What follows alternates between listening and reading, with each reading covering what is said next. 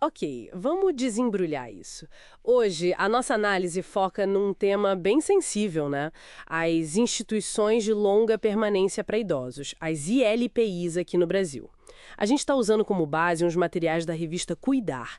E a ideia é olhar para duas coisas. Primeiro, essa imagem meio negativa que muitas vezes cola nelas, e depois, uma iniciativa que tenta ir na contramão disso. Exato. E o fascinante aqui, sabe, é justamente essa tensão que as fontes mostram bem. De um lado, você tem aqueles casos pontuais de problemas graves que viram manchete e acabam criando uma imagem bem distorcida. Sim, aquelas notícias que chocam. Isso. E do outro lado, tem a rotina de cuidado, de afeto, que, pelo que os artigos indicam, é a realidade na maioria desses lugares. Só que isso quase nunca vira notícia, né? Então, a nossa missão aqui é tentar entender esse contraste, esse abismo, e conhecer uma ação específica que está buscando valorizar o lado bom desse cuidado. E esse estigma pesa, né? Uma das fontes até descreve como uma notícia ruim sobre uma única LPI, sei lá, uma interdição ou uma acusação de abandono, já contamina a imagem de todas as outras.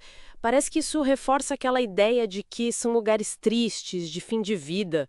Por que será que essa generalização pega tão fácil, hein? Olha, se a gente conectar isso ao quadro geral, talvez isso toque em medos que a gente tem como sociedade, sabe? Medo de envelhecer, de depender de cuidado. O impacto disso é direto. Gera desconfiança no público e, como a fonte ressalta, causa uma dor profunda nos profissionais que se dedicam de verdade. Imagino. As histórias deles, de construir laços de afeto, raramente são ouvidas. O artigo é bem direto nisso. Maus tratos não têm desculpa. Ponto final. Isso não se discute. Mas, ao mesmo tempo, ele ressalta o quão injusta é essa generalização para quem trabalha com seriedade, com carinho. Faz todo sentido. E, diante disso, então, qual seria o caminho? O que os materiais sugerem? A proposta central que aparece é a da união. Os artigos da revista Cuidar sugerem que as ILPIs precisam se conectar mais, sabe? Trocar experiências que deram certo. E juntas trabalhar para mudar essa narrativa pública. Não é só ficar se defendendo, é construir ativamente uma outra imagem. E é aqui que fica bem interessante, porque entra uma ação específica, né? Exatamente.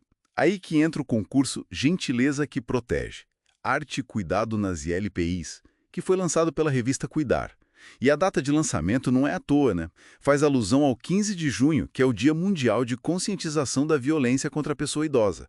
Bem simbólico. Sim, total. A ideia é usar a arte, a criatividade, para jogar a luz justamente nessas práticas de cuidado que são sensíveis, que são respeitosas, cheias de vida. Legal. E como isso funciona na prática? Quem pode participar, mostrar esse lado das ILPIs? Olha, a participação é bem ampla. Podem ser os próprios profissionais, os residentes, claro, os familiares deles, os voluntários, até a instituição como um todo. E o que pode ser enviado é variado também. Formatos artísticos ou narrativos, tipo fotos, vídeos curtinhos, sabe? Até 5 minutos. Ilustrações, pinturas, poemas, crônicas. Nossa, bastante coisa. Sim, e também o registro de projetos bacanas que rolam lá dentro, como, sei lá, rodas de música, hortas comunitárias, oficinas de arte. O foco, como uma das fontes diz, é buscar a verdade e o afeto. Ah, interessante isso. Não é a perfeição técnica, então. Não, não é a perfeição. É a essência do cuidado que eles querem capturar.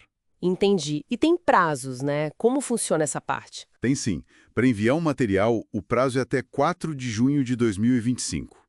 Tem um formulário online para isso, e a divulgação dos resultados vai ser no encontro virtual, no dia 13 de junho de 2025.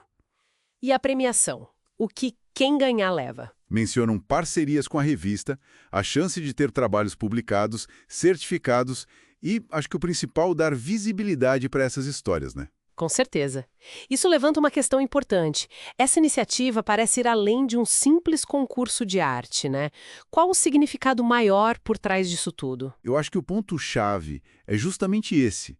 É usar gentileza, a expressão pela arte, como uma forma de quase uma denúncia positiva, sabe?